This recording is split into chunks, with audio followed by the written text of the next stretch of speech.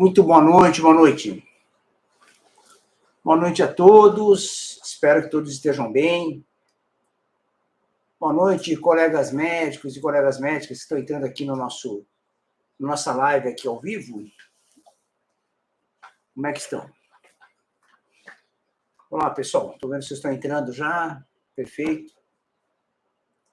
Já vamos começar. A transmissão também está sendo feita lá no YouTube, então quem quiser acessar o YouTube, fica à vontade aí também, tá?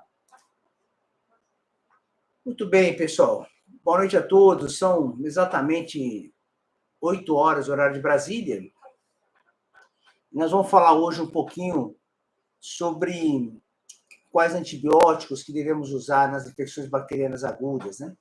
É um tema bastante interessante e é um tema que é um desafio para todo mundo, né? Do ponto de vista de manejo, de tratamento. Nós vamos tentar falar um pouquinho sobre isso com vocês, para tentar dar um foco em relação a essa escolha adequada de antibióticos da prática médica nossa. Então, lembrando, né, pessoal, que, para quem não me conhece, boa noite a todo mundo que entrou. Eu sou o professor Dr. Abdon Caraui, sou médico, sou infectologista, também sou especialista em medicina intensiva e clínica médica, e a gente atua no trabalho de doença infecciosa há muito tempo, há mais de 30 anos, trabalhando nesse manejo médico, manejo clínico de pacientes com infecção. E a gente tem a ideia aqui, dentro do Instagram, do YouTube, desenvolver, né, o conteúdo para vocês, que sejam conteúdos relevantes para manejar pacientes com infecção bacteriana aguda. Então, a ideia nossa é sempre desenvolver um conteúdo técnico, normalmente são técnicos, né? São conteúdos exclusivos para médicos e médicas que estão trabalhando com seus pacientes aí na emergência, no hospital, né? Na enfermaria, no consultório, ou passando em home care, nesses ambientes todos onde vocês têm possibilidade de ter pacientes com suspeita ou com infecção bacteriana aguda. Então, esse é o nosso foco aqui dentro. Então, todo o conteúdo que a gente desenvolve aqui no perfil do Instagram e do YouTube é focado nesse aspecto técnico de criar um conteúdo científico focado nesse manejo. E esse conteúdo sempre é um conteúdo focado na prática de vocês, né? Então, a gente sempre está envolvido, né, em desenvolver conteúdos relacionados a infecções bacterianas agudas para o dia a dia de vocês. Então, o que significa isso? Significa que os conteúdos são focados para a prática, para você realmente utilizar na situação prática de você. Então, a gente aqui não fica discutindo muito essa questão fisiopatológica, não sei o quê, que tem sua importância, claro, tem os seus ambientes importantes para isso, mas como nós somos médicos e lidamos com pacientes toda hora, então a ideia é que eu também desenvolva esse conteúdo focado nessa prática, que é uma prática minha também, não é só de vocês. Vocês vivem assim, eu também vivo desse jeito. Então eu dependo dessa prática no dia a dia para que a gente possa estar atuando com médicos melhores. Veja só, a ideia sempre nossa aqui é de estar desenvolvendo essa metodologia. E é uma metodologia que eu fui criando com o tempo, né? Então, a maneira que eu transmito a informação para vocês é uma maneira técnica que foi construída gradativamente pela minha experiência em relação à docência, há um tempo muito grande em universidade. Então, até hoje eu leciono para médicos, né? Já há muitos anos, já trabalho com isso há mais de 2 décadas. Então, sempre estamos lecionando para colegas que estão em formação médica, né? Estudantes de medicina e residentes. Então, essa é a ideia, do ponto de vista de... A gente passou por todos esses ambientes do ensino, né? Dentro da graduação, da pós-graduação, da residência, assim por diante. Então, todo esse desenvolvimento técnico foi para criar facilidades para a gente lidar com esses pacientes. Então, todo o conteúdo que eu trago para vocês é uma experiência que eu fui desenvolvendo por décadas e fui lapidando essa maneira de diagnosticar e de tratar os doentes. Sempre com a questão ética envolvida, sempre com a questão, a melhor atitude técnica possível, né, para você poder utilizar, para ter um resultado bom para o seu doente. Então, é isso que eu quero transmitir para vocês sempre. Sempre atuar com seus doentes de uma maneira técnica exemplar, que tem que ser muito bem claro, uma questão ética e humana mais exemplar ainda. Então, essa é a ideia aqui no nosso perfil, no nosso trabalho. Então, sempre a gente vai tentar falar com vocês dessa maneira, sempre conversando do ponto de vista de desenvolver um conteúdo técnico e humano, com ética, tudo, para você poder utilizar no seu dia a dia. Então, essa é a ideia, tá bom, pessoal? Então, aqui dentro a gente vai falar sempre assim. Então, esse perfil, ele é para quem? Para médico e médica que lida com o paciente, que lida com paciente suspeito de infecção bacteriana aguda, que tem o diagnóstico de infecção bacteriana aguda, pacientes mais graves, menos graves, não importa, né? Então, é para isso que esse conteúdo foi feito, esse perfil foi criado. Não é para pessoas, para pacientes. Então, esse perfil aqui não é para pacientes. Não é para estudantes. Não é, o foco não é estudantil, não é acadêmico. Ele é um foco prático. Então, ele não é para acadêmico de medicina. Ele é feito para médicos já da informação que estão trabalhando no dia a dia. Então, a ideia nossa é fazer com que vocês tenham uma jornada médica, uma qualidade de atendimento médica focado nisso. Então, é para isso que eu perfil. Então, ele é feito para você que é médico e médico, que está aí comigo, está assistindo, que quer melhorar tecnicamente o tempo todo. Eu sei que quem está aqui gosta de estudar, gosta de cuidar bem do seu doente. Essa é a ideia. Eu sei disso, porque eu fui assim também, eu sou assim. Então, eu também procuro pessoas que vão me aumentar o conteúdo, né? É óbvio, eu quero sempre procurar pessoas que tenham conteúdo para transmitir para a gente. Então, essa é a ideia. Tem aquele ditado, né, pessoal? Você senta numa mesa, se você escutar mais do que falar, é bom negócio, entendeu? Então, assim, é importante você sentar numa mesa de colega, se você escutar mais do que falar, putz, você ganha muito. Essa é a ideia. Então, sempre a gente procura, e eu faço isso também, como vocês estão fazendo, procurar pessoas que vão aumentar o meu conteúdo, melhorar a minha qualidade médica, poder me ajudar a realmente ter um resultado melhor com o meu doente. Então, essa é a ideia nossa aqui, tá bom? Então, o perfil não é feito para pacientes. Não tem, a gente não tem ideia aqui de tratar doentes. Felizmente ou infelizmente, não é a nossa função aqui. Nós somos médicos, cuidamos do doente, mas aqui não. Aqui, publicamente, na internet, nós somos foco educacional para você, médico e médica, tá bom? Então, essa é a ideia. Muito bem. Deixa eu contar um pouquinho sobre essa questão do tratamento do antibiótico, porque eu acho esse tema muito significante, eu sempre quero falar sobre isso com vocês, porque é o nosso calcanhar de Aquiles. Você não concorda comigo, pessoal? Se não concorda comigo, olha que eu faço isso há décadas. Até hoje é um calcanhar de Aquiles para mim. Decidir o melhor antibiótico, a melhor terapêutica, sempre é um desafio médico para a gente. Eu sei que tem bastante gente aqui, bastante colega médico que eu conheço, que eu estou vendo aqui, pessoas que eu não conheço também. Para quem não me conhece, pessoal, eu sou o professor Dr. Abdão Caral, e sou médico infectologista. Já falei isso no começo da live, o pessoal entrou agora, né? Então a gente vai estar falando sobre isso. E ter uma experiência grande em manejar doentes com infecção. Então, pessoal, um dos calcanhares de Aquiles muito grande para nós é adequar corretamente uma estratégia terapêutica para o nosso doente com suspeita ou com infecção bacteriana aguda. Então, quando eu recebo doentes que têm uma queixa, uma sintomatologia possível de infecção bacteriana aguda, eu preciso imediatamente pensar qual a estratégia terapêutica que eu vou fazer. Eu já falei várias vezes, tem vários conteúdos no meu perfil que fala sobre isso, né? Fala algumas coisas sobre a nossa decisão terapêutica, a importância da história clínica, da anamnese, a importância do exame físico, a importância do diagnóstico laboratorial microbiológico, que passa pelas culturas tradicionais e técnicas moleculares.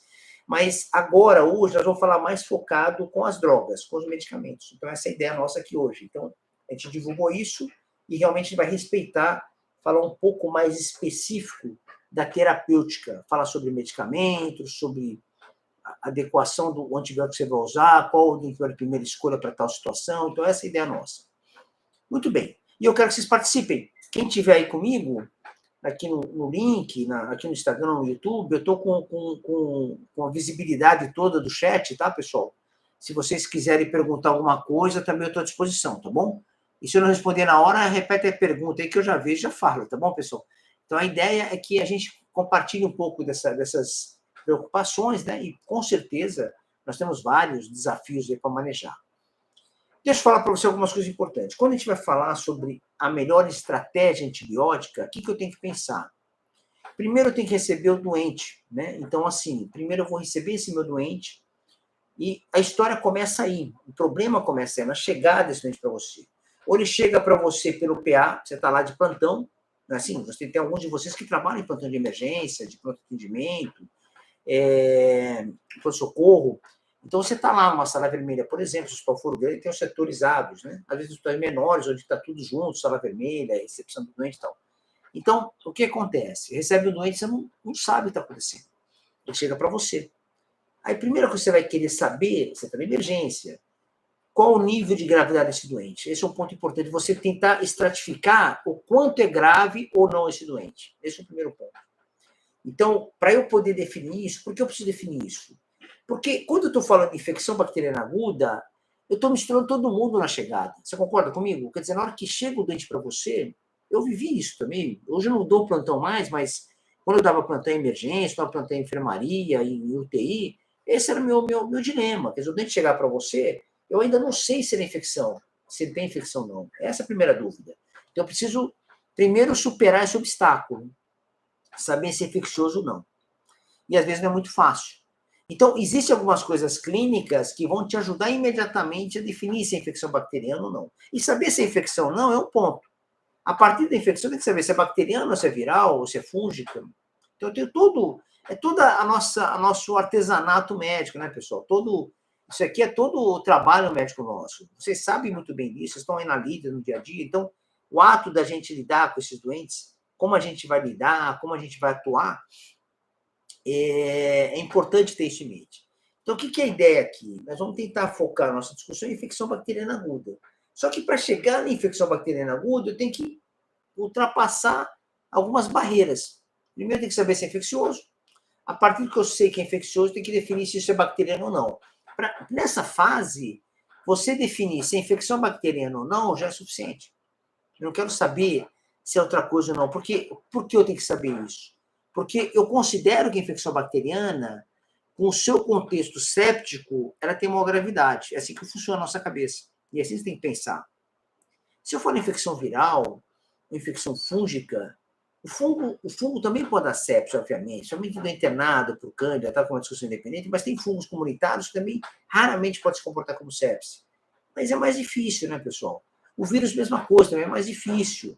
Então, o que vai pegar para valer para nós é a infecção bacteriana. Então, esse é o ponto mais importante. Então, eu preciso entender a gravidade no contexto bacteriano e na suspeita de sepse desse doente. Quando eu falo em sepse, eu falo em disfunção orgânica. Então, esse é o ponto mais importante. Então, eu quero saber se há disfunção orgânica com foco de infecção. Então, quando eu recebo um doente na emergência, quais são os pontos importantes? Perceber se tem febre ou não, é um dado importante. Se tem alguma setorização orgânica da doença, né? Se ele tem tosse, pensar em pulmão, se ele tem dispneia, né? Se ele tem cefaleia, se ele está confuso, se ele está com diarreia aguda, se ele tem dor pulmonar, se tem dor lombar, se tem alguma lesão cutânea. Todos esses fenômenos focais, junto com o quadro febril, te ajuda muito a pensar num quadro infeccioso, ok? E aí, a partir disso, pensar em infecção bacteriana. Então, esse é o ponto mais importante. Porque esses obstáculos, pessoal, às vezes é o maior obstáculo para vocês. Mais do que se decidir qual tipo de antibiótico você usar. Você não concorda comigo? Vocês podem até falar aqui no chat o que vocês acham. Quer dizer, será que realmente o meu obstáculo maior é decidir o terapêutico, o tipo de antibiótico? Ou o meu obstáculo maior é transpor o primeiro diagnóstico de infecção ou não, ou se é bacteriano ou não é bacteriano? Vocês concordam com isso? Então, vocês vejam que é uma escada de problemas que eu tenho que resolver. Que eu tenho que ir resolvendo, às vezes de maneira muito rápida, às vezes de maneira cadenciada. Vai depender de cada um. Então, um ponto importante é essa chegada desse doente. É um ponto fundamental. Definir se esse quadro é infeccioso, ok? Segundo passo, é bacteriano ou não é bacteriano? Terceiro passo, tem gravidade ou não tem gravidade? Então, esse pensamento seu, esse racional de sequência de ver se o doente é fundamental para definir a estratégia que você vai fazer. Para aí a gente passar para o ponto de qual antibiótico adequado usar para cada situação de suspeita clínica. Muito bem, então, quando eu recebo um doente com uma doença com sintomas focais, como eu citei alguns deles, com febre, chega para você, com quadro agudo, o que é quadro agudo? Quadro de algumas horas, quadro de alguns dias, não quadros de semanas, porque quando o paciente tem semanas doente, ela permite, de certa maneira, de certa maneira, te define um certo tempo para poder investigar. Então, você tem um doente com 2 semanas de febre, 3 semanas de febre, Estado geral, você não acha a gravidade, sinais vitais estão instáveis, né? Um outro alterado, mas você não vê disfunção orgânica importante aguda, você vai ter tempo para pensar com calma, investigar com cautela. Então, aí a estratégia pode mudar um pouco. Mas quando o paciente é agudo, que tem horas de evolução ou dias de evolução, você tem uma estratégia um pouco mais imediata dentro da sua emergência, da sua enfermaria, dentro da sua UTI. Então, você precisa desencadear uma sequência de estratégia de diagnóstica para você ter uma terapêutica mais ou menos direcionada, senão vai ficar muito difícil para a gente. Então, veja só. Então, não é você pegar o dente com febre e dar antibiótico, ok? Já sabemos disso. Então, eu quero medir um pouco da gravidade. Eu quero saber se ele tem disfunção orgânica para eu avançar mais rápido ou não na doença, ou se ele tem um quadro febril ou um foco de infecção sem disfunção orgânica. E aí eu posso pensar com mais calma um pouquinho, tá bom? Então, essa primeira chegada, a primeira avaliada, é o ponto importante. Eu vi aqui que um de vocês, Gi Pascoaloto, está perguntando que às vezes também é difícil o foco principal. Sim, o foco primário da infecção, que é o que a gente vai tentar falar aqui um pouco, não é tão simples às vezes.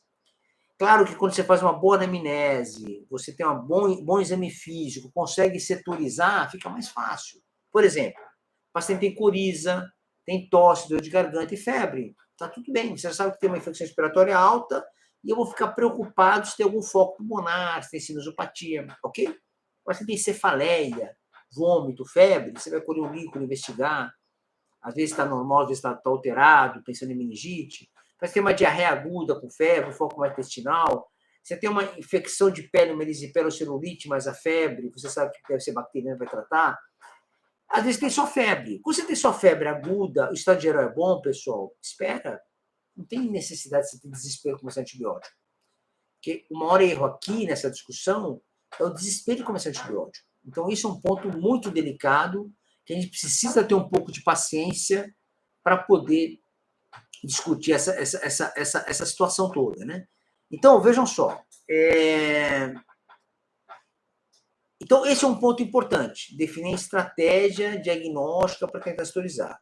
A partir que você define essa estratégia inicial, eu sei que o dente tem possível infecção, eu sei que a infecção possivelmente é bacteriana, e ele tem ou não tem disfunção orgânica para eu correr ou não correr com o diagnóstico, eu começo a rastrear esse foco de infecção.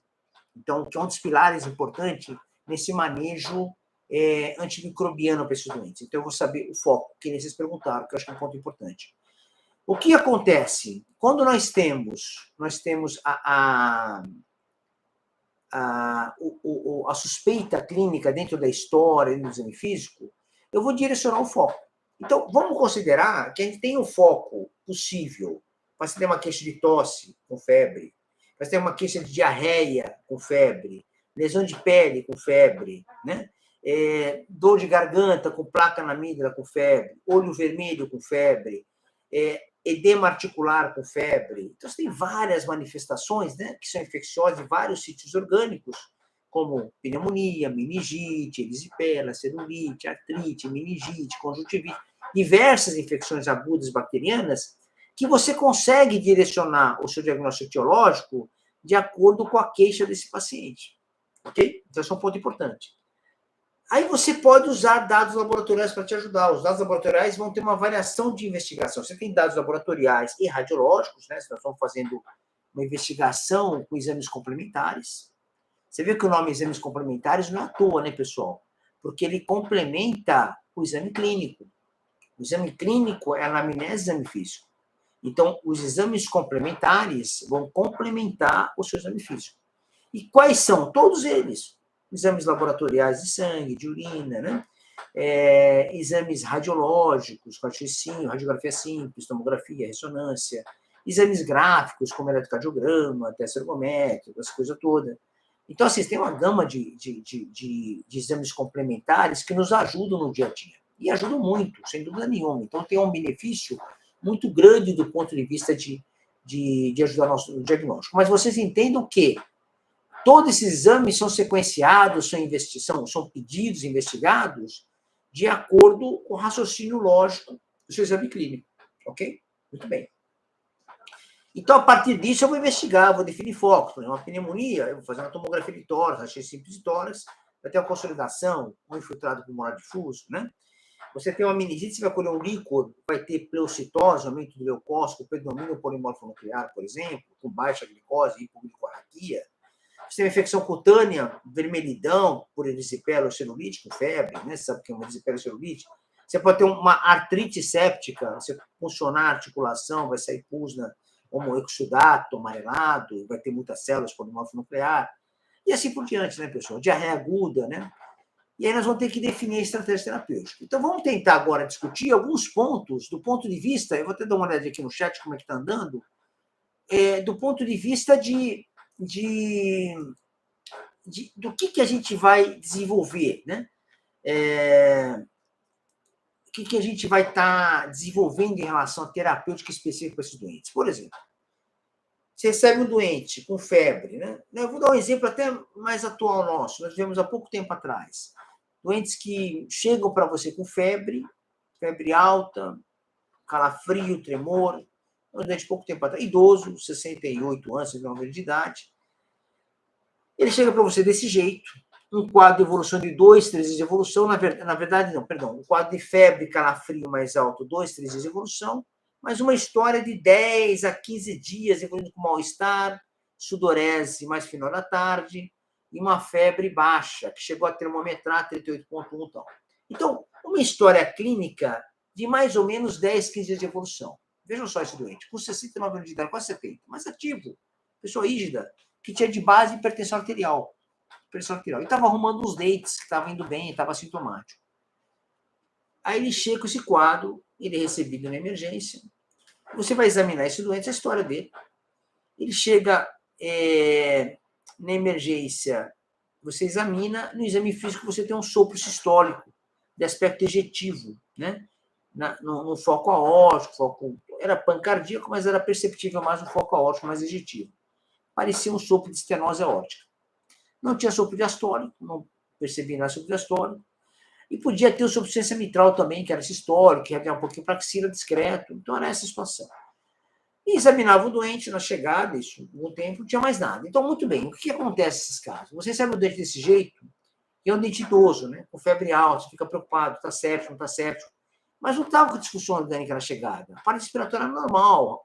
Foi feita tomografia de tórax normal, não tinha nada. Mas ele estava um pouco confuso quando chegou. Então, confusão, vocês lembram que a confusão pode ser um sinal de disfunção encefálica, né, na infecção bacteriana. Mas o doente tinha isso. Ele chegou, internou, o pessoal foi lá e já tratou de cara pela febre, com calafrio, tremor, com ceftriaxona na chegada. Cefalosporin terceira geração. Olha que os desenhos são delicados. E não foi colhido a hemocultura dele, nada. Começou a tratar. Tratou o quê? Qual o foco? Qual suspeita? Não tinha essa definição. Qual que era o problema? Era febre com tremor. Calafrio. Cara, febre com tremor não significa infecção bacteriana. Vou dar vários exemplos. Infecção viral de influenza, por exemplo, estamos passando em estudos de influenza em algumas regiões, dá tremor, dá febre com calafrio. Isso é típico dela. Malária, que é uma infecção por protozoário, dá febre com calafrio, dá tremor. Então, assim, não significa que ter tremor significa bacteremia. Isso é outro mito, né, pessoal? Outro mito. Você considerar que ter tremor, ter calafrio, seja uma bacteremia. Cuidado com isso. Cuidado. Você não pode definir clinicamente bacteremia. Não existe isso. Bacteremia é um termo laboratorial. É bactéria na corrente sanguínea. Bacteremia não é dado clínico, não é um termo clínico, que você está com febre, tremor e calafrio. Então, tome cuidado com isso. Esse conceito é errado.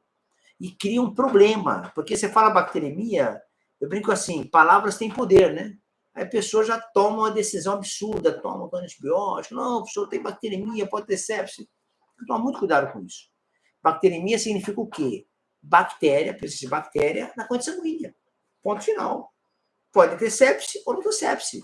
Acabou a história.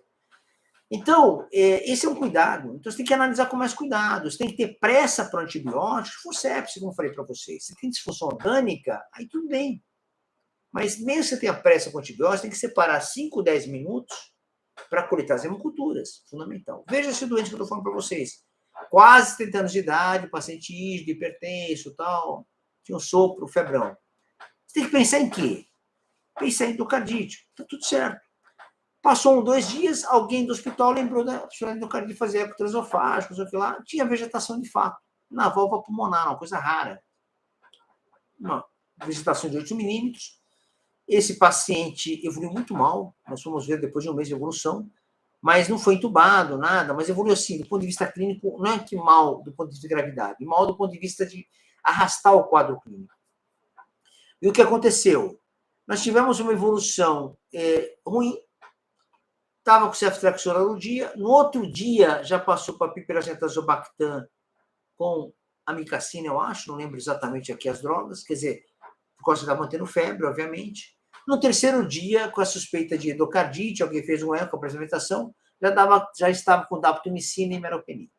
Final da história, não isolou nada, porque não foi colhido em cultura nenhuma, pré-antibiótico. Quando colheu depois antibiótico, não cresceu mais nada e ficou desse jeito. Então, quais são os problemas disso? Aí vem os desafios, né, pessoal? Porque o desespero do antibiótico no momento errado gera essa confusão danada. E aí você vai gerar um doente complexo como esse, com uma endocardite de válvula pulmonar que é rara, é a menos frequente de todas. A mais frequente é mitral e aórtica, depois tricúspide, depois pulmonar, que é a última. Um doente com uma raridade dessa vai mal. Pulmão limpo, não tinha embolização séptica pulmonar, porque a endocardite de válvula pulmonar ela emboliza de maneira séptica para os pulmões, que nem a tricúspide.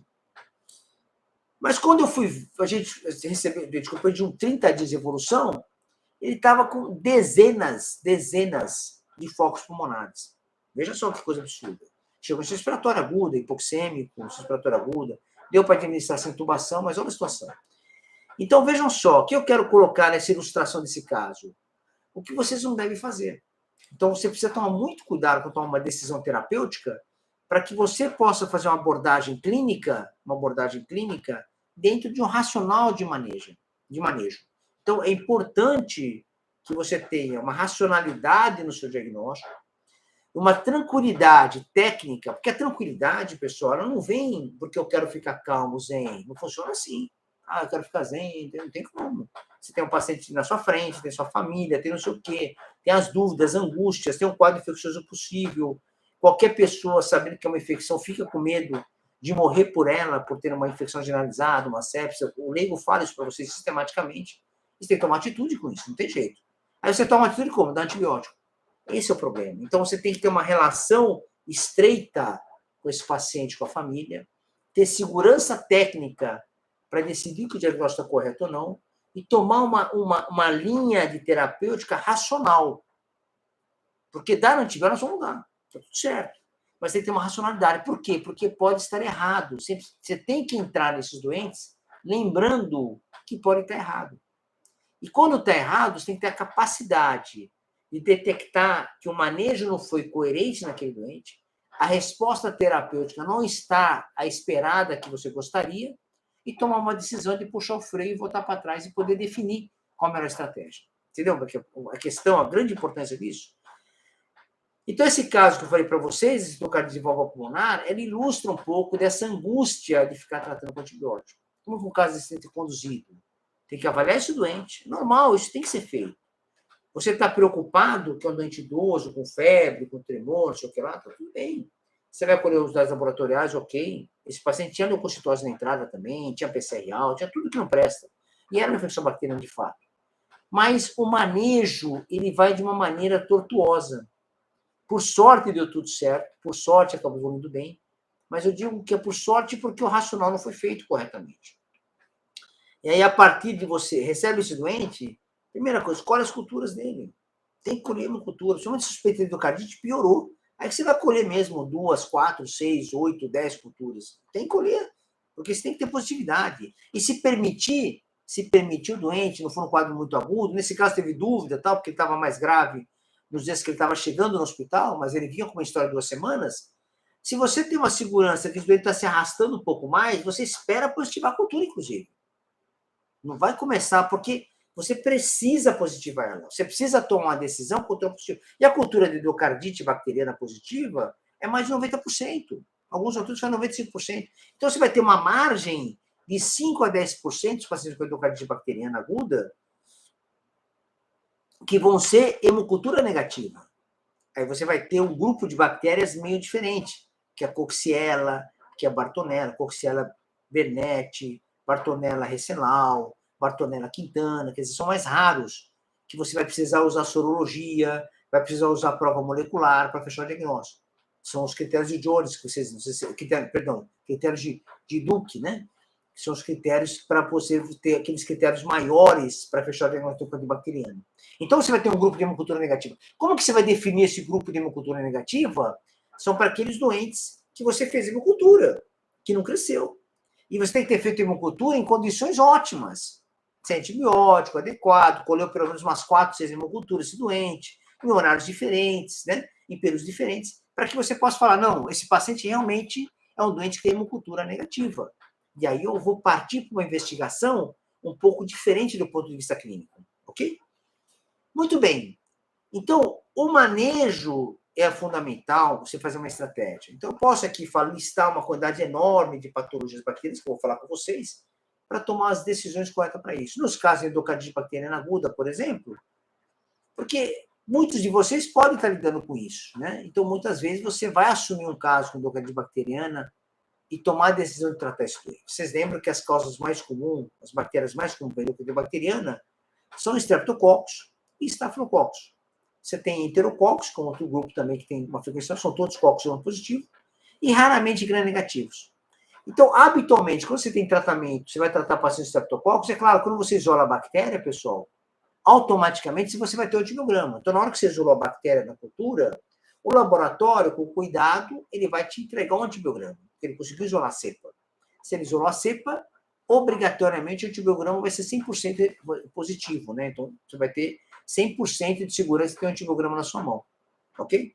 Ele primeiro isola a bactéria, depois separa para fazer o antibiograma de acordo com o que ele for a técnica dele, se for automatizada, se for manual com disco, se for com e-teste, tem várias maneiras de você fazer antibiograma, né?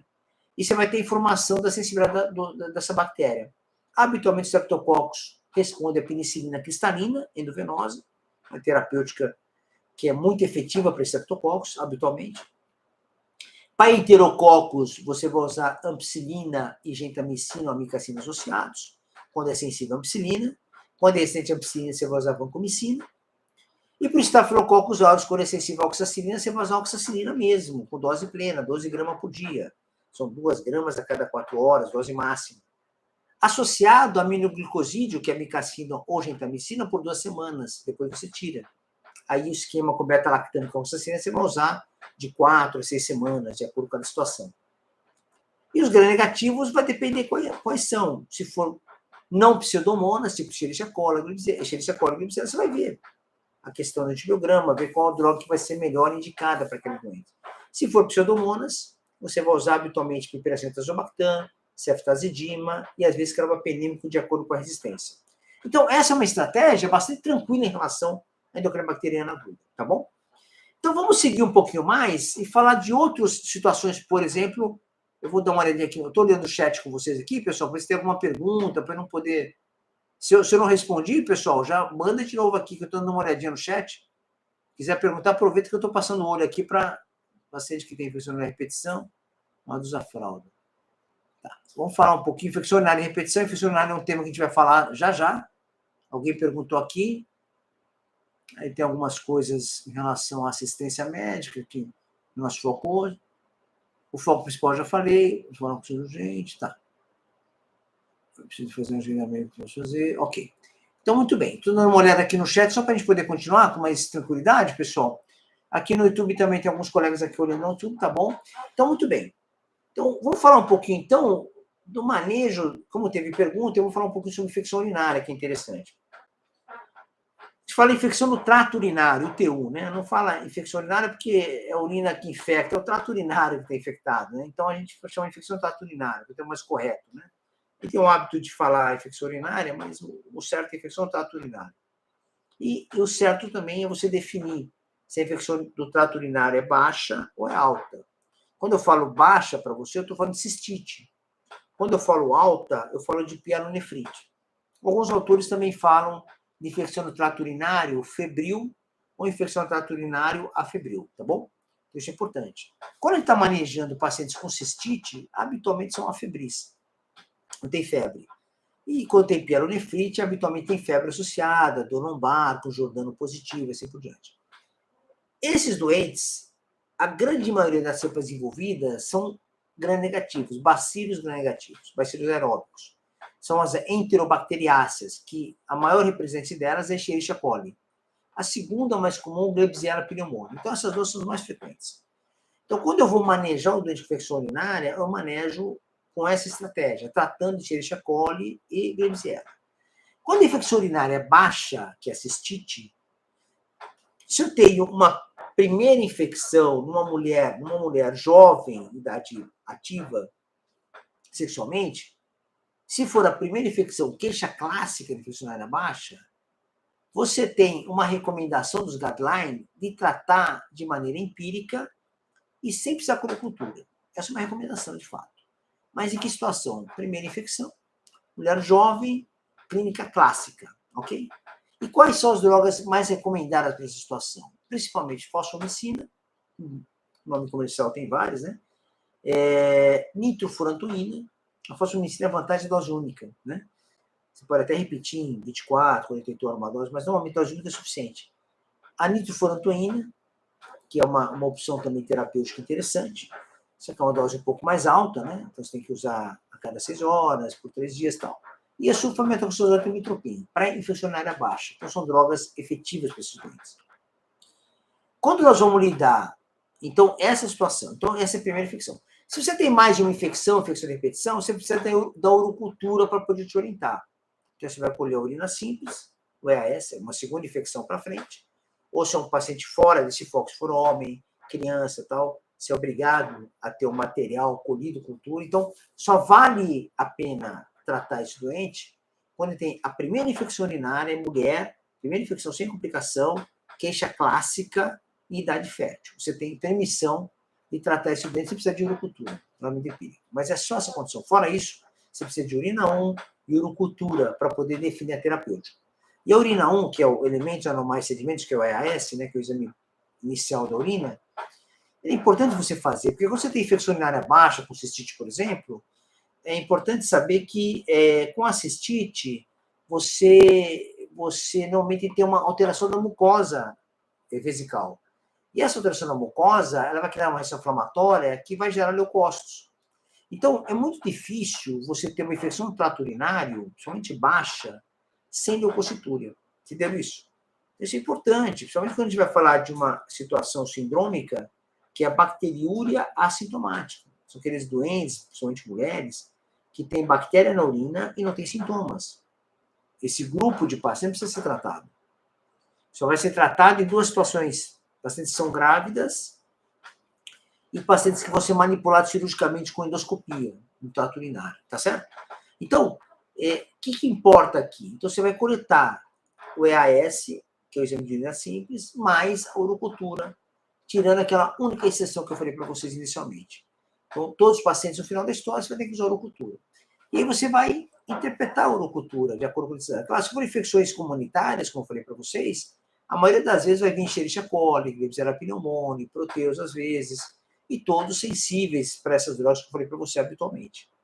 Mas, às vezes, você tem doentes que já são mais complicados, que já usaram antibiótico previamente, estão fazendo infecção urinária de repetição, pacientes são acamados, que são, por exemplo, têm incontinência urinária, realmente são pacientes com sequela neurológica, já tem um certo grau de bexiga neurogênica.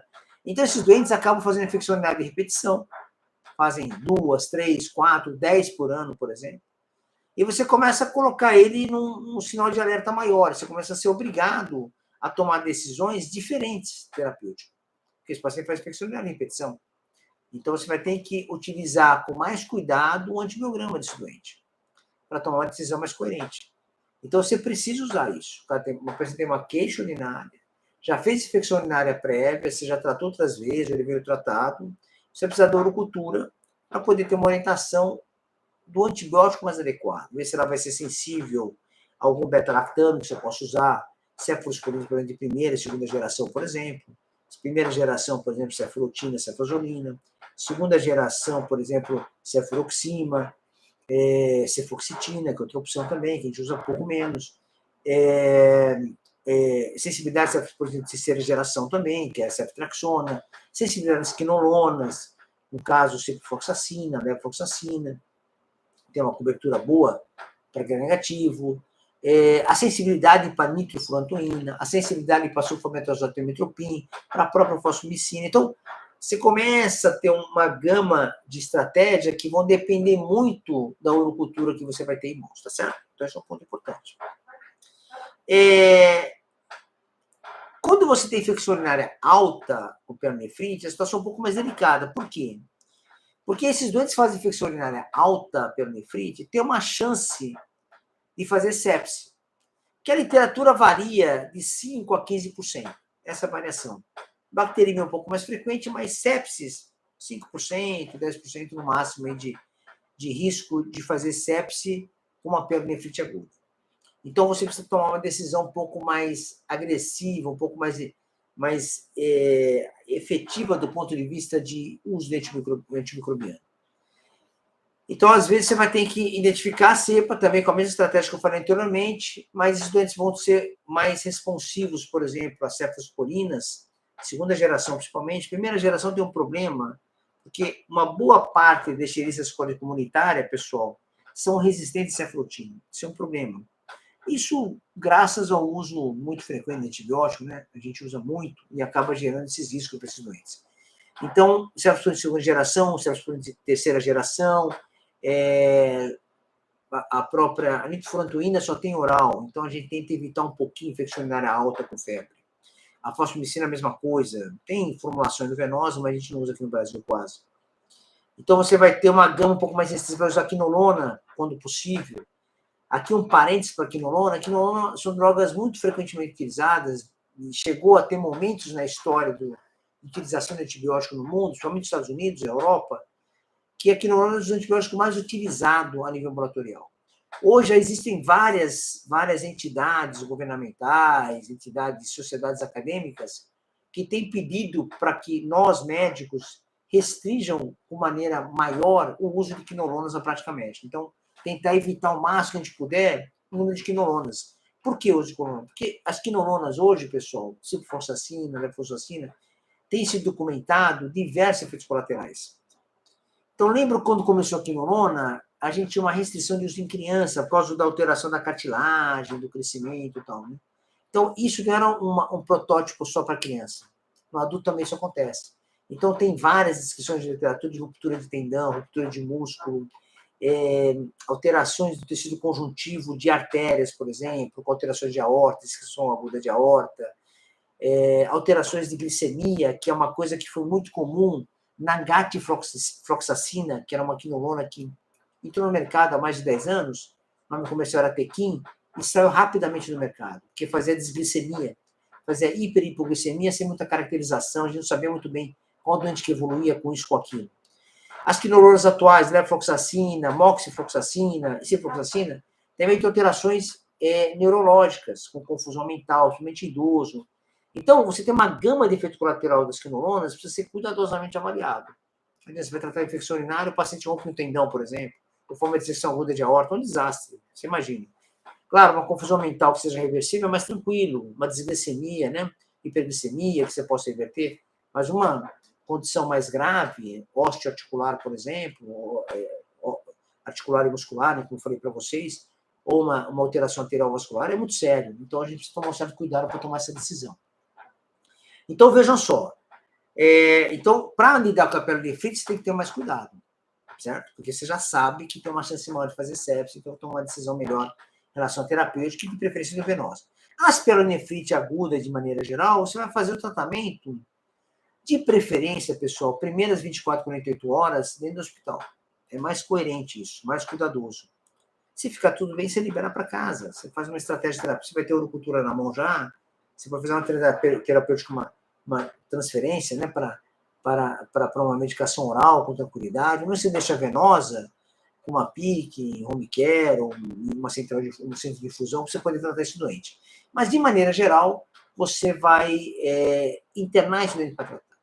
A cistite infecção urinária baixa não tem essa indicação, é tratamento puramente ambulatorial. A gente podia comentar um pouquinho sobre infecção urinária de repetição, né, que é um outro tema bastante importante, de certo modo frequente na prática médica. São infecções de trato urinário baixo que se repetem várias vezes, mais de 3, 4 vezes por ano. Esses doentes, habitualmente, têm todo um cuidado não farmacológico, né, não antibiótico, tem que ser feito. Higiene, cuidados pós-relação, tentar beber mais líquido, né? Então, tem vários cuidados que ser feito. Tratar vulvovaginite se tiver, né, pessoal? Mas, muitas vezes, essas medidas não farmacológicas são feitas, infecção de trato urinário de repetição, e você acaba tendo que utilizar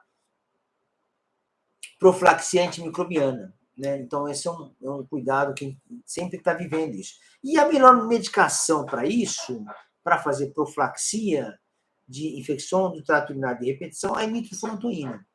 Então, a nitrofurantoína é boa por quê? Efeito colateral não é tão grande. Tem efeito colateral, ela tem um efeito colateral delicado, que é uma pneumonite intersticial da nitrofurantoína, que é rara, mas acontece. Mas ela pode ser usada com tranquilidade por muito tempo. E pode ser uma dose mais baixa. Você vai usar uma dose diária, né, de nitrofurantoína durante 3 meses, 6 meses, 1 ano. Você vai avaliar se a doença vai se fazer remissão da infecção urinária ou não.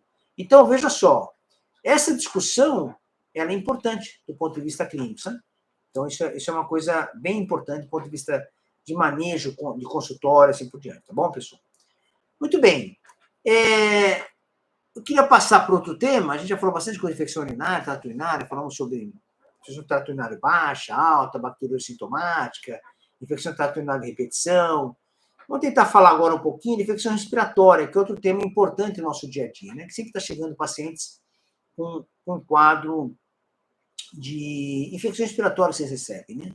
Esse é outro desafio importante para a gente, do ponto de vista médico, né? Como que esse doente chega para você e você precisa diferenciar se é um quadro de infecção, ponto importante, e se dessa infecção é bacteriana ou viral. Eu tenho comentado várias coisas aqui com vocês, aqui na rede, com vocês, aqui na internet, e às vezes eu comento um pouco sobre essa diferenciação de bactéria e vírus, como você tem que manejar isso na sua chegada, né? Então, alguns pacientes chegam para você com esse quadro respiratório clássico, né? Com febre, com tosse com expectoração, dor torácica tipo pleurítica, às vezes com dispneia ou não, né? Então, um quadro bem característico de infecção respiratória baixa. A gente chama de infecção respiratória baixa ou alta, para dizer que baixa é bronquiolite, pneumonia, né? E alta é traqueobronquite, infecção respiratória alta de infecção viária superior, de amidalite, faringite, essa coisa toda, sinusopatia, né? Então, quando a gente vai falar infecções pulmonares baixas, principalmente pneumonia, então nós temos que definir realmente de que maneira a gente vai lidar com isso. Porque o que acontece? Se a gente usar os guidelines, infecção respiratória aguda, com pneumonia bacteriana aguda, que o diagnóstico é feito com essa história clínica, você examina o doente, tem crepitações, você faz um raio-x, vai ter consolidação, ou tomografia computadorizada, né, do tórax. Então, você pode inferir que seja mais bacteriano do que viral. Há pouco tempo atrás, eu mostrei um artigo aqui para vocês, que está até aqui nos rios nossos, né, no feed do nosso perfil, tem um estudo recente, há pouco tempo, mostrando esse comportamento de chegar doente agudo na emergência, que mais da metade dos pacientes, a infecção respiratória aguda não era bacteriana. Olha que interessante. E ele tratou como bacteriana, porque os guidelines falam isso. Quando o guideline fala para você, trata a infecção bacteriana com beta-lactame, com macrolídeo, uma quinolona que tem uma cobertura boa para via respiratória, ou um beta-lactame, se for leve, você vai ver, se você já leu algum desses guidelines, viu algum resumo, você vai ver que eles nunca falam das características da história do doente, das características radiológicas. Cara, a gente, na verdade, é claro, nós somos uma era de robô aqui, né, pessoal? Tem GPT 4.0 agora, GPT 4, tem tudo com inteligência artificial que ajuda muito a gente. E realmente a gente não trabalha dessa maneira, nós somos médicos, né? Nós somos ainda seres humanos médicos, então a gente utiliza a nossa rede neural para raciocinar. As máquinas fazem muito bem a memorização de dados e tal, mas as conexões de raciocínio, As máquinas têm dificuldade ainda, né? Daqui a pouco eles vencem isso, já acabou. A gente faz mais, né, nessas conexões racionais, né?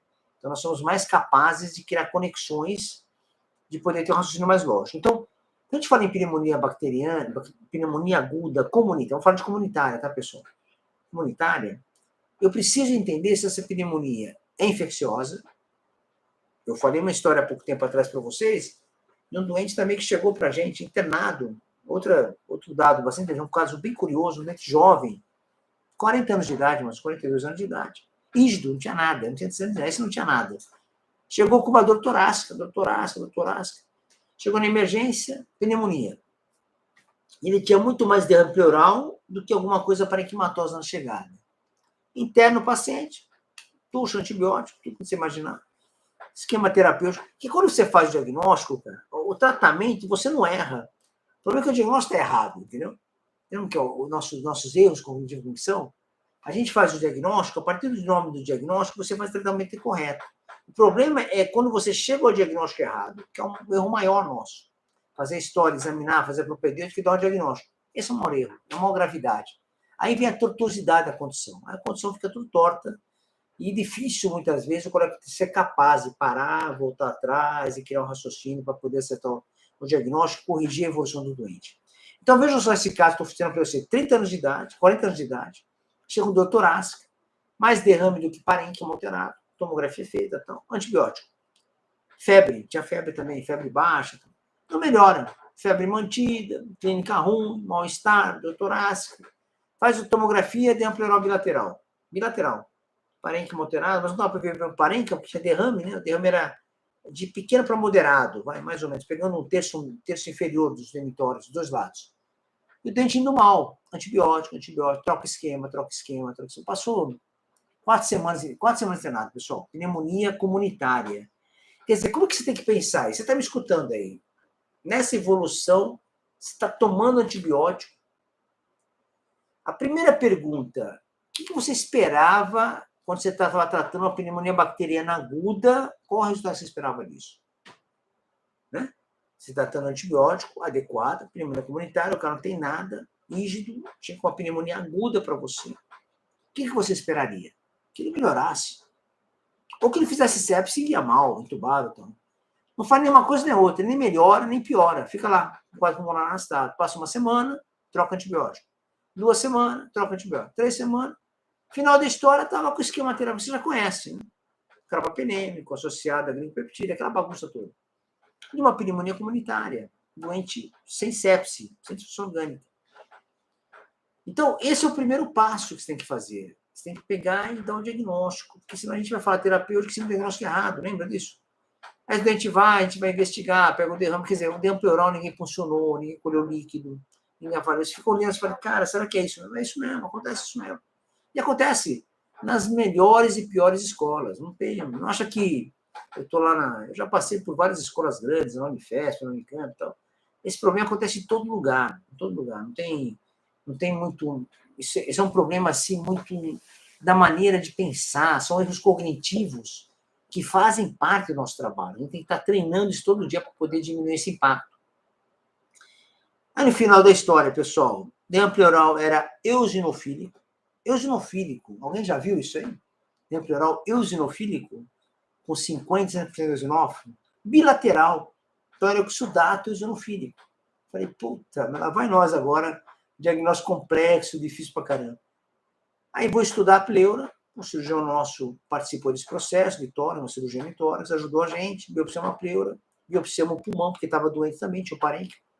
E no final da história era um granuloma, esse granuloma estéreo, não era de tuberculose, era sarcoidose. Granuloma sarcoidítico, né, tem uma característica histológica bem clara. Tomou corticoide, 40 mg de prednisona, 2, 3 dias estava outro homem, outro doente. Veja só, 1 mês tratando com antibiótico, pessoal. Então, assim, a gente olha essas coisas e fala assim, nossa, é assim que é. Então, primeiro passo, se é uma pneumonia aguda da comunidade, eu tenho que saber se é pneumonia, claro, aqui é mais fácil, você faz tomografia e tal, completa o seu diagnóstico. Eu tenho que saber se é infeccioso ou não infeccioso. E às vezes eu não sei, às vezes é difícil saber se é infecção ou não é infecção. É difícil mesmo. Mas se você toma a decisão de tratar uma infecção, trate com coerência. Olha, eu vou tratar Eu estou pensando que seja estafilococcus, pseudomonas, que seja pneumococcus, que é o mais comum, Staphylococcus pneumoniae, se é micoplasma, tá tudo bem. Mas você faz uma estratégia terapêutica, pessoal, pelo amor de Deus. Então, você vai dar um antibiótico, tem que falar assim, pô, eu sei que eu vou dar essa estratégia terapêutica e eu sei que eu vou ter um tempo de evolução. Entendeu isso? Quer dizer, eu tenho que ter uma expectativa de evolução desse doente. Como ele vai evoluir? Aí, eu tenho um parâmetro, um balizamento de como esse doente vai evoluir. Se ele vai evoluir mal, se ele vai evoluir bem. E aí eu vou conseguir entender se vale a pena manter o esquema terapêutico, ou eu trocar o esquema terapêutico, ou eu parar o esquema terapêutico e pensei em outra hipótese. É isso que tem que se fazer. Então, não é que você não deve dar um antibiótico, obviamente. Você vai tratar do que você está achando, mas você tem que ter um parâmetro evolutivo para tratar esse doente. Tá certo? Esse é um ponto importante. Então, esse caso ilustra um pouquinho do erro diagnóstico, que é um problema. Bom, eu sei que é infeccioso. Tá, então eu sei que é infecção. Ok. Eu fui lá, para estar com febre, tenho infiltrado pulmonar, aí eu tenho um laboratório, tenho leucocitose, tenho desvio à esquerda, neutrofilia, tenho um PCR alto, que é um marcador importante de chegada. Então, por exemplo, um PCR baixo, normal, com quadro agudo febril pulmonar, a possibilidade de ser infecção bacteriana cai demais. Então, o fator preditivo negativo do PCR é muito alto. Diferente do positivo, mas o negativo é muito alto. Então, se ele tem um negativo de entrada de PCR, você tem uma infecção pulmonar aguda, com certeza, assim, perto de 90 e poucos por cento de sensibilidade para isso, não é bacteriano. Olha que legal. Então, isso é um dado importante para você. Agora, quando é positivo, aí confunde tudo, porque qualquer coisa dá positivo. A sarcoidose que eu citei agora dá positivo. Uma neoplasia vai dar positivo. Infecção por qualquer coisa dá positivo. Então, assim, dificulta mais. Mas quando você tem ele negativo, fala, opa, não é bacteriano. Pelo menos isso. Pode ser viral, mas não é bacteriano. Entenderam isso? Então, isso é chamado fator preditivo negativo. E era bem legal quando você usa o PCR nessa situação mais aguda. Agora, eu defini que é uma infecção. Tá bom, então eu acho que é uma infecção. Vamos lá, PCR alto, leucocitose, clínica típica, tomografia com imagem pulmonar de fato, uma consolidação que seja. Vamos ser mais simples, vai, uma consolidação lobar, fica mais fácil. Aí eu tenho que olhar se é bacteriano ou viral. Isso o guideline não fala, pessoal. O guideline vai lá e fala, pneumonia trata tal. É assim que ele fala. E aí, quando você olha a pneumonia, você tem dados morfológicos, pô. Se você tem imagem na sua mão, você tem que usar imagem. Você tem lá dados tomográficos, consolidações lobares bem características, você vai pensar em viral. Entendeu como é que é? Você vai pensar em micoplasma, uma consolidação lobar. Então, assim, você consegue ter um racional que te ajuda para raciocinar dentro de dados propedêuticos que você vai fazer. Então, você vai fazer uma terapêutica mais direcionada a isso, entendeu? Então, você vai preocupar menos com infecção viral, preocupar menos com infecções atípicas, como, por exemplo, micoplasma, clamídia. A legionela não. A legionela pneumófila já faz consolidações mais lobares, é mais enrolado um pouco. Agora, a micoplasma e clamídia é infiltrado difuso, não lobar. E a gente trata com macrolídeo de chegada ou quinolona para cobrir mais micoplasma. Essa é a estratégia dos guidelines.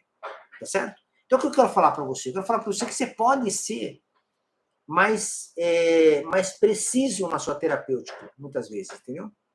Claro, quando o dente é grave, aí complica um pouco mais. Aí a sua abordagem terapêutica tem que ser um pouco mais ampla. Quando você interna esse doente, põe no hospital, então você tem que ter uma abordagem um pouco mais ampla. Mas quando o dente não é grave, você pode se restringir um pouco mais na sua terapêutica. Você pode olhar a evolução do dente, as características, e tentar restringir o tipo de antibiótico que você vai usar. Então, se é um doente que tem uma pneumonia que não tem gravidade, você pode usar alguns fármacos para gravidade. Você pode usar o CURB, lembra do CURB 65? Ou CRB 65? Seus níveis de consciência, seu nível respiratório, pressão arterial, idade, lembra disso? A ureia no CURB e o CRB não tem ureia. Então, você põe um marcador de gravidade para ver se tem gravidade ou não.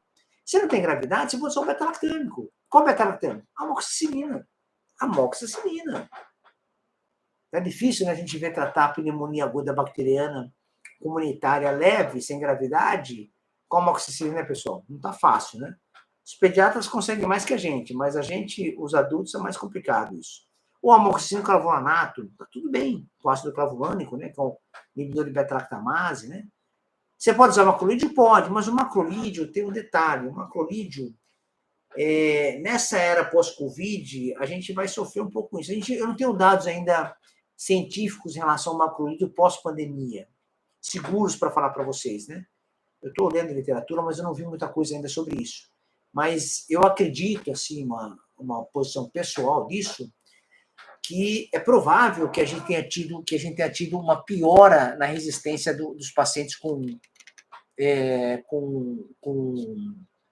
uso de macrolídeo por causa da pandemia. Então, essa questão da pandemia, ela acabou gerando um overuso, né, de macrolídeo, principalmente azitromicina, sem indicação, né, pessoal? Então, muitos colegas, infelizmente, né, isso não é uma questão de criticar ou não, mas foi um desastre, né, do ponto de vista de utilização de antibiótico, né, usar azitromicina para pacientes com Covid. Isso foi um desastre, né? E eu vi isso acontecer em vários cenários, né? E alguns que tentavam usar, mesmo sabendo que antibiótico antibacteriano não trata vírus, né? Tentavam usar aquela conversa fiada de efeito imunomodulador da azitromicina para infecção aguda. A gente usa azitromicina para DPOC com profilaxia, porque as evidências mostram que para o DPOC, que é uma doença totalmente crônica, um fisiopatologia totalmente diferente, diminui a incidência de infecção bacteriana no futuro. É isso. Não foi feito usar como droga imunomoduladora para o doente agudo. Isso não existe, velho. Então, assim, eu não sei de onde que vem essas conversas. É muito perigoso isso, né? Então, a gente acabou tendo um overuso, né? Um uso abusivo de macrolídeos em pacientes com infecção viral, e provavelmente o dano de resistência ambiental nosso deve ter sido enorme. Então, eu fico um pouco preocupado hoje de indicar macrolídeo como primeira escolha em algumas situações, né? Mas é uma ótima droga. Então, estaria dentro dessa indicação de primeira leve uma indicação com azitromicina ou claritromicina para esses doentes, né? A oxitromicina tem sido usado menos, o mercado tem um pouco menos dessas drogas, mas também é uma macrolídeo efetivo. Então, para o doente grave, já muda. Então, quando eu falo que tem uma pneumonia comunitária aguda grave e vou colocar para dentro do hospital, eu vou internar esse doente, né, mais grave, tem fatores, tem um curvo 65 com positividade, já tem pontuação, né, ou tem consciência alterada, respiratória alta, ureia alta, ou pressão sanguínea baixa, ou idade acima de 65 anos de idade. Então, esse doente já é de risco. Então, eu boto ele para dentro do hospital. E aí, hoje, o que se sabe? Se esse doente tem risco de ir para a UTI, ser mais grave, além do antibiótico que tem que passar para ele, o antibiótico vai ser qual? Vai ser as recomendações tradicionais, que é o uso de beta-lactâmico associado a macrolídeo, ou beta-lactâmico, ou quinolonas que tem atuação para Streptococcus pneumoniae, que é o caso da levofloxacina e moxifloxacina. A ciprofloxacina não tem indicação. Por quê? Porque a ciprofloxacina ela não tem boa eficácia para Streptococcus. Ela é boa para estáfilo, por exemplo, oxissensível, quando é sensível a ela, né? Mas para Streptococcus ela tem uma atuação fraca, né? Então a gente não usa ciprofloxacina para pneumonia comunitária aguda, não se usa. Você pode usar levo, pode usar mox. Mas lembra que eu te falei das quinolonas, que você tem que ter um certo cuidado com elas, pode ter efeitos colaterais. Então, esse é o desenho do ponto de vista de pneumonia grave. Mas tem um detalhe aqui. Inclusive, numa revista boa nossa, muitos de vocês conhecem, né? O The New England Journal of Medicine, que é uma revista médica nossa, a melhor revista de maior fator de impacto do mundo, ela e o The Lancet, né? São as revistas médicas, clínicas de maior impacto. Ela tinha uma publicação que foi liberada uns 2 meses atrás, eu até fiz um post para vocês sobre isso, sobre o uso de hidrocortisona em pacientes com pneumonia bacteriana comunitária grave, que iam para UTI, que iam ser entubados. Tal. E realmente o uso de hidrocortisona, numa dose de 200, eu não lembro exatamente, 200 miligramas, 200 miligramas contínua, infusão contínua, melhorava a mortalidade desses doentes. Então, olha que legal. Então, a utilização, diminuir a intubação, tinha vários fatores legais. Né? Eu produzi esse áudio, esse vídeo para vocês, inclusive deve estar lá no nosso feed, lá no Instagram. Então, vejam só, a utilização de antibiótico isolado, hoje já não deve ser feita. Você precisa associar corticoides junto com os doentes que são mais graves. Então, isso é um dado importante. Para quem lida com esses doentes no dia a dia, que está lidando aí com paciente da emergência, que recebe na porta, na UTI, na enfermaria fica grave, no home care tem os idosos sequelados, muitos deles, né? Que acabam fazendo pneumonia por aspiração, alguma coisa. Então, esse doente, quando fica grave, o uso de hidrocortisona associado a antibiótico é importantíssimo. Tem que fazer nos primeiros dias, tá certo? Então, a infecção respiratória é assim, né, pessoal? Esse é um dos manejos importantes. Deixa eu falar de outro manejo legal, que é a questão das infecções meníngeas, que eu acho que é um tema que eu quero repetir isso para vocês. Já falei isso aqui no nosso perfil, mas eu quero repetir para vocês um pouco sobre isso. As meningites agudas comunitárias é uma entidade de muita gravidade. E você precisa estar preparado com isso. Por quê? Porque esse doente vai chegar para você pela emergência, pelo PA, pelo consultório. Então, quem está lidando dia a dia, lidando com pacientes, né, que são agudos, que têm queixas recentes, pode estar diante de uma situação dessa. Além da situação de ser uma situação de risco para epidemias, a meningite bacteriana aguda, tem os riscos individuais para o doente. Então, aqueles doentes que acabam fazendo febre, com cefaleia intensa, né? Rigidez de nuca. Não é todo mundo faz rigidez de nuca, né, pessoal? Vômito, confusão mental. Então, esse doente tem que ser suspeitado de infecção do sistema nervoso central, principalmente meningite e meningoencefalite. Então, você tem que estar atento a isso. E se for meningite ou meningoencefalite, você tem que lembrar, você tem que fazer a coleta do líquor, é fundamental. Coletar o líquor, investigar, fazer imagem, toda aquela sequência nossa. E aqui tem um detalhe importante. Você tem, para as meningites bacterianas agudas, que pode também se manifestar com meningoencefalite, quando eu falo meningite, eu falo uma infecção que respeita a meninge. Quando eu falo de meningoencefalite, eu falo de uma infecção um pouco mais invasiva, que compromete o encéfalo. Muitas meningites fazem periencefalites, então fazem encefalites por contiguidade e fazem manifestação neurológica central. Então, a meningoencefalite, muitas vezes, muitos desses pacientes chegam dessa maneira, ou só meningite. A encefalite isolada sem meningite tem outra discussão. Normalmente, não costuma ser muito bacteriana, são muito mais virais do que bacterianas. Agora, as meningites não, as meningites têm uma porcentagem uma de outra, né? Na verdade, boa parte das meningites ainda são virais, e a maioria viral e a minoria bacteriana, tá bom? Isso é um dado importante também. Mas encefalite é mais ainda. Encefalite, para ser encefalite pura, só bacteriana, é mais raro. Tá certo? Vejam só, quando você tem meningite aguda, meningoencefalite aguda, as 3 bactérias mais envolvidas nisso são o meningococcus, que é a Neisseria meningitis, o pneumococcus, que é o Streptococcus pneumoniae, e o hemófilos influenza, tipo B principalmente. Então, essas cepas são as mais problemáticas. E todas as 3 cepas, pessoal, têm vacina. Olha que legal. Então, a gente acaba perdendo a oportunidade de alguns doentes serem tratados, né? Serem prevenidos dessa infecção pela vacinação. Então, as vacinas para meningococcus, para hemófilos influenza, para pneumococcus, diminuem muito a situação de doenças graves, principalmente meningite, sepsis por esses agentes. Tá bom, pessoal? Bom, então, quando eu tenho doentes dessa maneira, o que eu tenho que fazer? Eu tenho que coletar o líquor, é do líquor que eu vou isolar a cepa. O hemocultura você colhe também, mas a positividade é mais baixa. O líquor que é o carro-chefe para a gente. E quando ele é positivo, você pode ter a positividade pela bacterioscopia, você vai ver a bacterioscopia, vai ver se tem o agente lá, o gram-negativo, o gram-positivo, o bacilo, o coccus, vai te ajudar. Você tem lá cocos gram-negativos. Pronto. Vai fazer você pensar na hora de meningococcus. Tem Coccus gram-positivo, vai fazer você pensar em Streptococcus pneumoniae, que é o pneumococcus, tá certo? Tem bacilos, você pensa em outras cepas, né? Vai pensar em hemófilos influenza, tem bacilo gram-negativos, hemófilos influenza, por exemplo. Né? Então, você tem a bacterioscopia já vai te dar um direcionamento muito legal para isso, muito legal mesmo. As técnicas de procura de anticorpo, de antígeno líquido, elas não têm sido assim utilizada muito hoje. Realmente mostrou-se que a eficácia também não está tão boa. Então, tem perdido um pouco a utilização. Algumas técnicas moleculares estão voltando ao nosso, estão tentando entrar na nossa rotina. Técnica molecular que foram PCR, né, pessoal? Reação de polimerase em cadeia para esses agentes. Mas ainda não é uma realidade para a maioria dos colegas. A maioria de vocês não utiliza isso. Mas a maioria de você vai ter a bacterioscopia no seu serviço. Isso você vai ter. E a cultura. Então, o que acontece? Quando eu vou ter que manejar esse doente, eu tenho que tratar de maneira com a cepa mais evidente, entendeu? Então, eu sei que tem 3 cepas, então essas 3 cepas são as frequentes.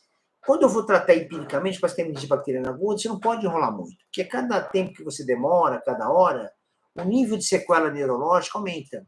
Fica mais surdo, mais sequela neurológica, risco de convulsões, risco de fazer edema cerebral, é uma porrada de problema. Sepsis nem tanto, mas as lesões encefálicas são delicadas. Então, você pode aumentar o risco de sequelas para esse doente. Então, você tem que ser mais rápido para tratar. O corticóide também é uma estratégia nesses doentes, muitos têm benefício no adulto.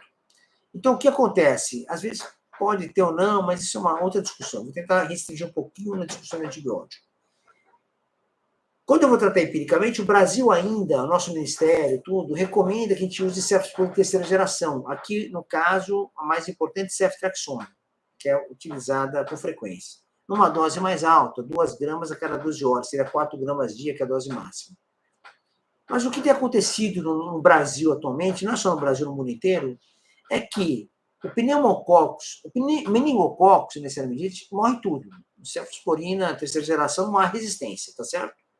Por hemófilos de influenza, a mesma coisa. Cefalosporina, terceira geração, é ótima, a resistência é muito baixa.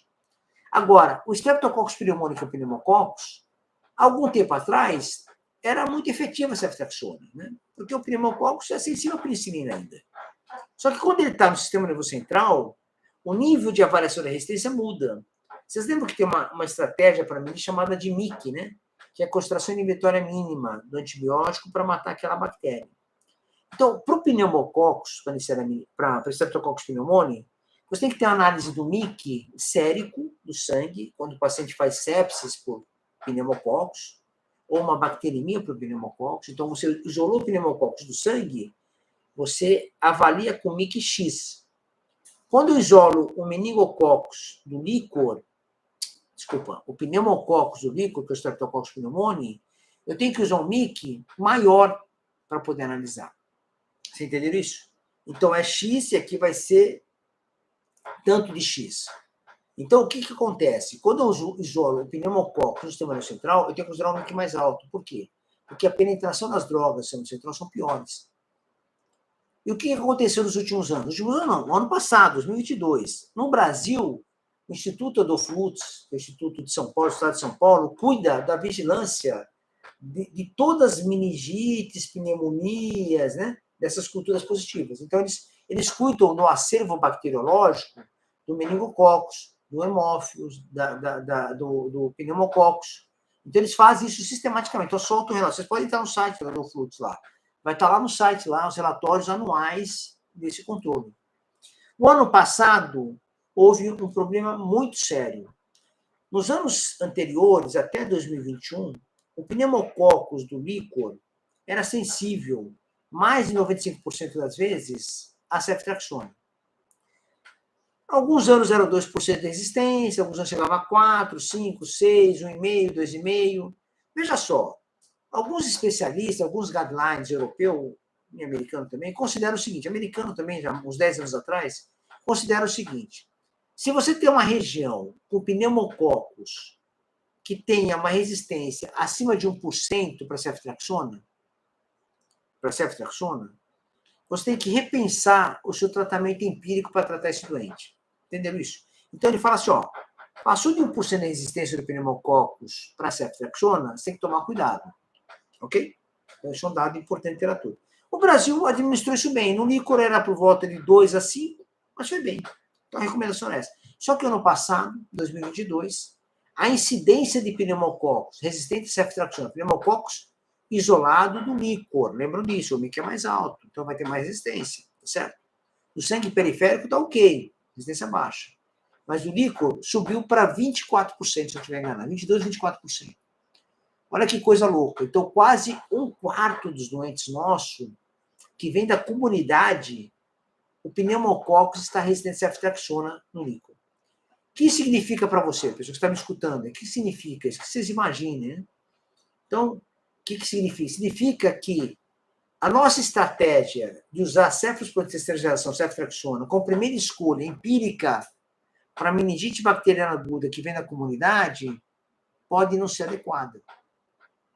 E não é adequada mesmo. Então, a gente é obrigado hoje, depois desses dados do Adolfo Lutz, nós somos obrigados a utilizar vancomicina junto com ceftriaxona, que é um glicopeptídeo, a vancomicina, que tem eficácia 100% pneumococos. Não há pneumococos anti-vancomicina até agora, nessas análises de vigilância aqui no Brasil. E você é obrigado a usar ceftriaxona e vancomicina como primeira escolha, empiricamente. Depois você acerta isso. Depois, se tiver o líquido, isolar a bactéria, você vai definir de acordo com o antibiograma. E se vier o Streptococcus pneumoniae, que é o pneumococcus resistente à ceftriaxona, você vai manter a ceftriaxona e a vancomicina até o final. Olha que interessante. Então, essa estratégia empírica que você faz para as meningites bacterianas agudas comunitárias. Então, veja que isso mudou agora. Muita gente fala, não, faz tempo que eu uso vancomicina com ceftriaxona, sei lá. Mas a recomendação brasileira não era essa, era a recomendação americana. A recomendação americana, desde 2014, se eu não estiver errando o ano da guideline, pessoal, que é da Sociedade Americana Infecciosa, há 10 anos atrás, eles já falavam da recomendação empírica da vancomicina por causa dessa teoria, de ter uma taxa de resistência maior de pneumococos na comunidade à ceftriaxona. Então, o americano já recomendava isso 3 anos atrás. O Brasil não fazia essa recomendação. Só que alguns serviços discutiam isso, porque era uma incidência realmente importante, mas a vigilância do Dr. Fusto mostrava essa ascendência grande nos últimos anos. Como eu falei para vocês, ela variava de 2% a 5,5%, 6%, 2,5% e tal. Só que o ano passado, 2022, a incidência explodiu. Pode ter uma relação muito íntima com a Covid, obviamente, porque vocês sabem muito bem que o paciente com pneumonia pela Covid clássica, com clínica clássica, em franca pandemia, hipercontaminando todo mundo, aí alguns colegas achavam que tinha que dar ceftriaxona com azitromicina para o doente desse. Era impressionante. Vidro fosco, clássico de Covid, não tinha pelo, tinha cheiro, tudo de Covid, e tratava com ceftriaxona. Então, essa atitude que foi feita de maneira sistemática por vários profissionais, infelizmente, deve ter contribuído para essa incidência agora, em 2022, ter uma incidência de pneumococos desse nível. É uma inferição minha, né? Mas muitos especialistas falam isso. Então, vejam só que interessante. Então, hoje, a meningite bacteriana aguda comunitária, quando você não tiver isolamento dentro da cepa, você vai tratar esse doente na urgência, lá na enfermaria, na UTI, na emergência no PA, no pronto-socorro, você empiricamente entra, você colhe as culturas, obviamente, colhe o líquido, tudo certinho, né? Vai tratar com ceftriaxona e vancomicina. Ok? Vancomicina, aquele detalhe, tem uma dose de ataque, né? A pessoa não pode esquecer. E pode ser até 2 gramas de ataque. Depois você deixa a cada 12 horas 1 grama, 1 grama e meia. Aí depois você faz a vancocinemia na 4ª dose. Eu também tenho um Rios falando sobre isso para vocês, se quiserem dar uma olhada lá depois no nosso feed, tá bom? Entenderam isso, pessoal? Então, isso é importante do ponto de vista de manejo. Como que vai mudando esse manejo clínico desses doentes, né? Então, a meningite bacteriana aguda é exemplo disso, é importante isso. Deixa eu comentar com você outro aspecto legal, que é sobre a questão das infecções de viária superior, que eu acho que é um tema assim que às vezes é deixado um pouco de lado, né? Falar, tá tranquilo, então. Então, falar um pouquinho de sinusite, um pouquinho de amidalite, né? Que muitos de vocês trabalham com isso no dia a dia, né? Então, a gente precisa ter uma discussão um pouco sobre isso. O dente chega para você lá com febre, dor de garganta, você abre a boca dele e tem placas na amígdala. Ok? Então, primeira hipótese, Streptococcus, acabou. E primeiro tratamento de escolha, penicilina. Não tem segredo. Penicilina benzatina. Imunização de imunidade, muscular, acabou a história. Se for Streptococcus, vai tratar. E acabou. Se quiser fazer oral, amoxicilina. Tá tudo bem. Tá certo? Bom, ou substituto de primeira geração, que é uma outra opção também, os doentes. Não precisa mais que isso. Tá bom? Agora, quando não responde, é um desafio. Você pode pegar essa placa e estudar. É possível. Não é errado você ir lá na placa de maneira asséptica, tirar um fragmento da placa e cultivar ela para ver o que está acontecendo. Fazer a bacterioscopia, ver quais as características bacterioscópicas, porque tem anaeróbio envolvido. Então, quando a amidalida não responde bem à penicilina, você tem que pensar em outras hipóteses. E tem que estar atento a isso, porque tem uma doença importante, que é a difteria. E a difteria é uma doença altamente contagiosa, é controlada por vacina, tudo bem. Nós estamos numa fase mundial de ex-vac, né? Que o negacionismo à vacina está muito grande. O Brasil já entrou nessa onda pesada, né? Que é era uma onda europeia forte, alguns americanos também tinham esse comportamento, né? De morar isoladamente, sem vacina, sem nada. Tudo bem, cada um com a sua ideologia aí, mas a vacina é um dos protótipos tecnológicos que melhorou a sobrevida das pessoas, né? junto com antibiótico, assim por diante, junto com os cuidados básicos de saúde, saneamento e tal. Então, o que eu quero falar é o seguinte, quando a gente fala, quando a gente comenta um pouco sobre a questão da infecção do nível superior, tem que tomar cuidado com isso. Então, a falta de resposta clínica te obriga a tomar um pouco mais de cuidado. Então, se você pensar em difteria hemopótese, você vai fazer a bacterioscopia, e a bacterioscopia pode te ajudar nisso. São alguns bacilos, então você pode ter alguma infecção. E tem bactérias que são anaeróbicas também, que infectam, tipo fusobactéria, né, que está relacionado a algumas doenças de complicações locais da amidalite, né? Abscessos, inflamações das veias jugulares, de outras veias, que são complicações que podem acontecer às vezes, tromboflebite, que nós chamamos, né? Jugular. Então, aqui você tem que ampliar o esquema. Muitas vezes você começa a associar macrolídeo, né?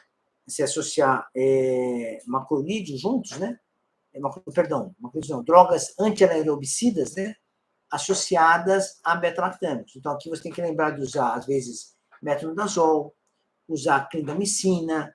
Então, você tem opções de manejo terapêutico, né? Um pouco maior e visando um pouco mais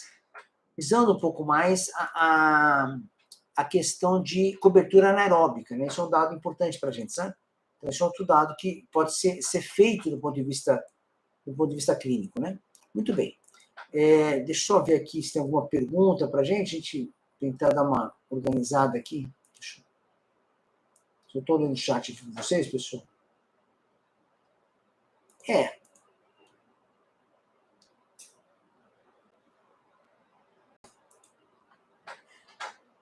Aqui tem uma pergunta, estou dando uma olhada aqui no site, deixa eu dar uma...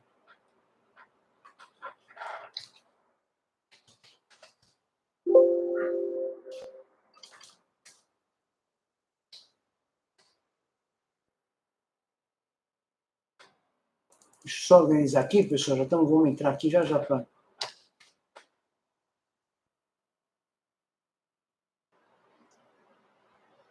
Porque você tem assim... Aqui eu vi uma pergunta sobre um critério de Makizaki, que alguém perguntou aqui. Ele é um critério feito... Pode ser utilizado, pessoal, para faringite streptocócica. Então, você pode utilizar... Lembra que o critério tem várias opções, depois você dá uma olhada.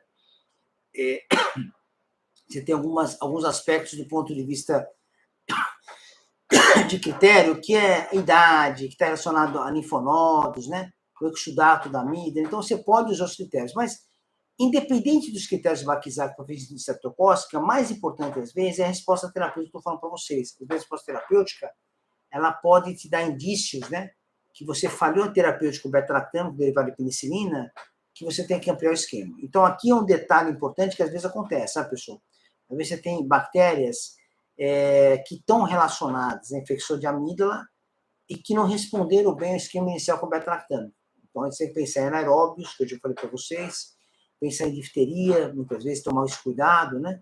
E anginas, angina de Vansan e angina de Ludwig, principalmente Vansan. Angina de Vansan, pessoal, é uma infecção polimicrobiana que tem anaeróbio junto e que está muito relacionado ao mau cuidado da boca. Costuma estar associado à gena. A gena é gengiva estomatite necrotizante aguda, que faz, às vezes, proliferar. Às vezes a infecção é amidaliana, você vê lá no pilar na amígdala, mas às vezes ela pega a gengiva, né? Faz necrose. Então, tem que tomar cuidado com isso. Isso são infecções graves, porque elas necrosam, infiltram, abscedam. A angina de Ludwig é outra também, que infiltra muito linfonodos e infiltra a parte maior do pescoço. Não raramente faz edema de cervical. E às vezes o paciente faz obstrução de traqueia, obstrução de verso superior, se obrigar a tracostomizar. Então, tem vários detalhes aí. Então, esse é o cuidado quando você está lidando com a amidalite aguda, que você ainda não sabe se é streptocócica. Se for streptocócica, a penicilina vai resolver. Mas quando não resolve, você deu penicilina, deu amoxicilina, ou deu amosclavulanato, ou mesmo macrolídeo, e não melhorou, você tem que tomar cuidado.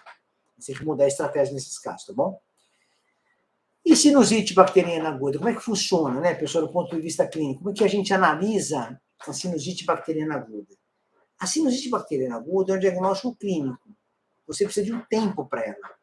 Então, a gente, claro, se o doente chega para você com febre, toxemia, queixa de dor facial, secreção, coriza purulenta, amarelada, esverdeada, você pode pensar que essa bactéria chegaram. Mas quando você tem uma infecção viral, normalmente essa infecção respiratória alta é viral, normalmente. Vírus sistema respiratório, né?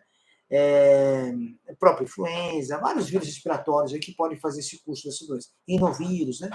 Então, o que acontece? Esse defeito respiratório é viral e às vezes tem uma infecção sobreposta bacteriana, que demora um tempo a aparecer. A partir de 5, 7 dias. Então, se o doente se arrasta por 5, 7 dias e começa a ter uma cefaleia nova, secreção purulenta e tal, esse doente já tem o diagnóstico clínico de possível sinusopatia aguda bacteriana, tá bom? E vai tratar esse doente. Como você trata? As bactérias mais comuns, Streptococcus pneumoniae ainda, Pneumococcus, Moraxella catarrhalis, que é uma bactéria importante, o próprio Haemophilus influenza. Então, essa aqui não tem germes atípicos, não tem micoplasma e clamídia aqui. Aqui são bactérias. Então, habitualmente, aqui vai responder bem a amoxicilina clavulanato, porque tem Haemophilus influenza junto. Então, você não dá para usar só amoxicilina isolada. Você vai tratar mais. Ou cefalosporina de primeira geração, tipo cefalexina por via oral, por exemplo, né? Cefalo de segunda, por exemplo, com cefaclor por via oral, a própria cefuroxima por via oral. Entendeu isso, pessoal? Então, essa estratégia terapêutica para sinusite aguda. É importante você entender isso, que o diagnóstico é mais clínico. Claro, você pode fazer depois uma tomografia da face, para te dar mais informação topográfica, para ver complicações. Mas o diagnóstico de sinusite aguda é clínico. Eu faço a tomografia da face para medir se tem alguma complicação. Se tem filtração óssea, se tem gás. Se tem gás, não, se tem lesão óssea com gás, porque você vai ter gás, você vai ter ar nas cavidades nasais. Mas tem gás em sítios diferentes, por exemplo. Se tem rarefação óssea, se tem abscesso em formação perisinusal, por exemplo, entendeu? Periorbitário, porque tem seios etimoidais, seio esfenoidal, né? Então, a tomografia vai te ajudar a mapear um pouquinho esse aspecto morfológico de complicação, tá bom? Pessoal, a gente está um tempão aqui, né? Tem 1h30 quase, tá bom? Eu acho que tá bom por hoje. Deixa eu ver aqui como que vocês têm aqui de pergunta. Eu já respondi algumas que vocês fizeram aqui no caminho. Eu acho que tá tudo bem. Acho que as perguntas foram feitas, foi o último dos critérios. Beleza. Foi bom vocês estarem aqui, pessoal. Deixa eu falar uma coisinha rápida, lembrando que aqui a gente sempre está preocupado em criar conteúdo para vocês prático, para manejar pacientes com infecção bacteriana aguda. Essa é a ideia. Então, o tempo todo, eu produzo conteúdo, vocês estão vendo aí diariamente no Instagram, né, principalmente, no YouTube também eu coloco algumas coisas, mas e no Facebook também, né, o Facebook é irmão do Instagram aí, né, em termos de plataforma, a gente tem que estar produzindo. E no TikTok também estou colocando a produção lá também. Mas aqui a gente prioriza mais o Instagram aqui, que realmente é uma plataforma mais universal aí para vocês, né? E sempre um conteúdo focado, né? Infecção bacteriana aguda. Se vocês quiserem conversar comigo, pessoal, vocês têm o direct para conversar, tem os comentários dos vídeos que eu posto. Então, sempre que possível, eu respondo. Muitos de vocês devem saber disso. Então, a gente responde sistematicamente para a gente aí. Mas lembrando que o perfil é feito para médicos e médicas, tá, pessoal? Sempre a gente está focando aqui em trabalhar com vocês, lidando com pacientes no dia a dia, né? Com pacientes com infecção bacteriana. Então, vocês que estão aí no dia a dia trabalhando com pacientes, então a gente fala muito desse dia a dia médico, essas lacunas, esses pontos cegos que vão acontecendo conosco, né? No manejo desses doentes. Claro que usar antibiótico é um dilema para vocês muito grande, né? Eu entendo isso, mas é importante entenderem que a gente tem que estar focado em direcionar conteúdo para vocês que sejam para manejar esses pacientes, né? O diagnóstico, tratamento desses pacientes, para te dar segurança para manejar esses doentes com infecção bacteriana aguda, tá bom? Obrigado pela atenção de todos aí, né? Eu vou deixar para a próxima, até, Nenê? A gente vai falar sobre linfonodos, a gente teria que discutir outro assunto aí para a gente, tá bom? Que comprometimento de linfonodos e infecções bacterianas agudas, tá bom? Obrigado pela atenção, obrigado por vocês terem vindo aqui participar. A gente vai marcando outras lives, eu vou avisando vocês. Se vocês puderem entrar e participar conosco, vai ser um prazer, tá bom? Boa noite para todo mundo. Bom descanso, tá, pessoal? Tchau, tchau. Até mais.